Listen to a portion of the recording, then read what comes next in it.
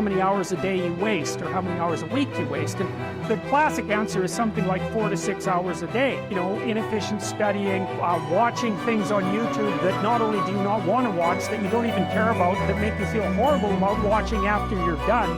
And so if your life isn't everything it could be, you would ask yourself, well, what would happen if you just stop wasting the opportunities that are in front of you? I should lose weight. I should work out. I should work harder. And then you know what? People don't do their shoulds. They get mad at themselves. And suddenly the thing you said should happen has to happen. That's when human beings change.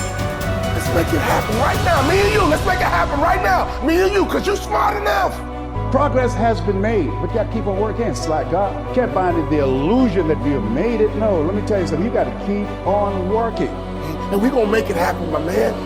Hey, sister, we're going to make it happen, but you got to get out your comfort zone. Because the next time you get an opportunity, you got to be ready. Because we're turning dreams into reality. Just start working at it just a little bit, but do find out what your work is and hold on to it and don't let your dream go. Don't let it go. Unless you've made some major mistakes in life, you haven't started living yet. So a lot of people, if you've never made any major blunders, made some major mistakes, lost some serious money, taken some serious risks, you haven't started living yet. Going through life quietly, tiptoeing safely to an early grave? No, no, no, no. You got to take some chances. You want to bring some adventure to your life. This is the time to stop and decide what direction you want to go in. One of the best things you can do in your life is to change. Maybe on the page of this story right now, you see nothing but failure. When we read your story, what do you want us to see? That you was another failure? What do you want us to read when we read your story? That you quit? What do you want us to read when we read your story? That you gave up? That you threw in the towel? But here is what we're going to do. We're getting ready to turn the page, because when you turn the page, you get ready to write a new story. Now is the time where you're going to begin to open up your mouth and declare that I'm going to build a legacy. Waste no more time arguing what a good man should be. Instead, be one and leave a lasting legacy to the next generation. This legacy should not be measured in material wealth, but rather in the strength of character and faith that you pass on.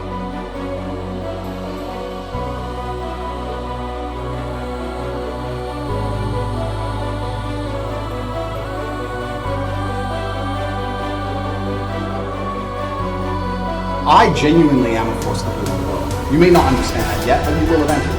And I genuinely believe I'm acting under the instruction of God to do good things. I want to make the world a better place.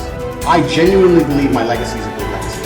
And I believe that eventually, when the legacy media catches up, they're going to understand I'm a good, positive influence. I think a man should have absolutely no interest in whether he's actually happy. If I wake up and I'm unhappy, I will do the exact same things as if I am happy. I will go to the gym the same. I will work the same. How I feel has no impact on how I live my life. I don't think happiness as an index is a healthy view for a man to have on life success. If you're waking up and going, oh, am I happy, am I not? You're looking at life wrong. I think of a man, if you put happiness if you move it down the scale, right? And you start looking at, am I successful? Am I competent? You know, am I achieving things? Am I respected? If you start to look at these indicators of your life, you're going to end up being happier without actually analyzing if you're happy or not. But we talk about weak men.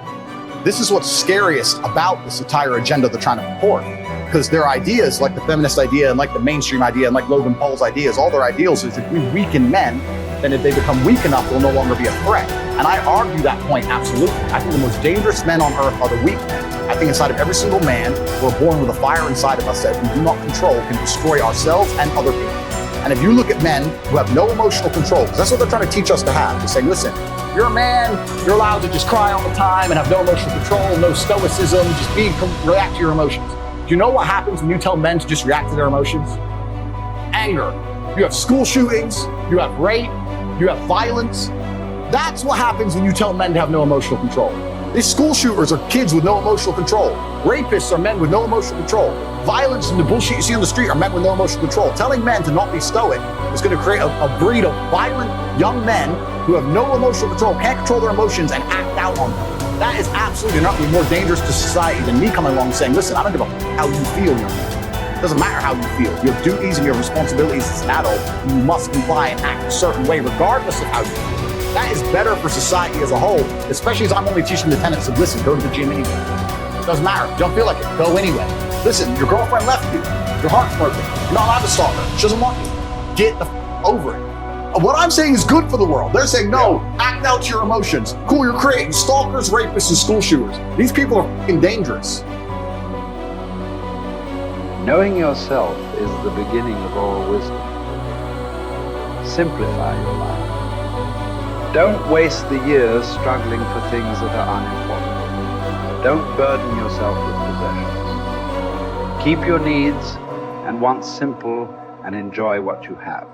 Don't destroy your peace of mind by looking back, worrying about the past. Live in the present. Simplify.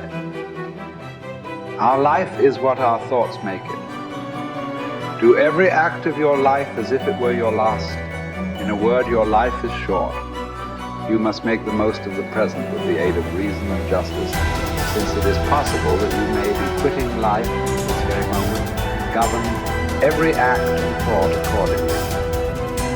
Adapt yourself to the life you have been given and truly love the people with whom destiny has surrounded you. If you accomplish something good with hard work, the labor passes quickly, but the good endures. If you do something shameful in pursuit of pleasure, the pleasure passes quickly, but the shame endures. A musician must make music, an artist must paint, a poet must write, if he is to be ultimately at peace with himself. What a man can be, he must be. I will keep constant watch over myself, and most usefully, will put each day up for review. For this is what makes us evil, that none of us looks back upon our own lives. We reflect upon only that which we are about to do, and yet our plans for the future descend from the past. Excellence is never an accident. It is always the result of high intention, sincere effort, and intelligent execution. It represents the wise choice of many alternatives. Choice, not chance, determines your destiny. All human beings seek the happy life, but many confuse the means. For example, wealth and status, with that life itself. This misguided focus on the means to a good life makes people get further from the happy life. The really worthwhile things are the virtuous activities that make up the happy life, not the external means that may seem to produce it. Mark how fleeting and paltry is the estate of man. Yesterday an embryo, tomorrow a mummy or ashes. So for the hair's breadth of time assigned to thee, live rationally and part with life cheerfully, as drops the ripe olive extolling the season that bore it, and the tree that matured it. Spend your brief moment according to nature's law, and serenely greet the journey's end as an olive falls, when it is ripe, blessing the branch that bare it, and giving thanks to the tree that gave it life.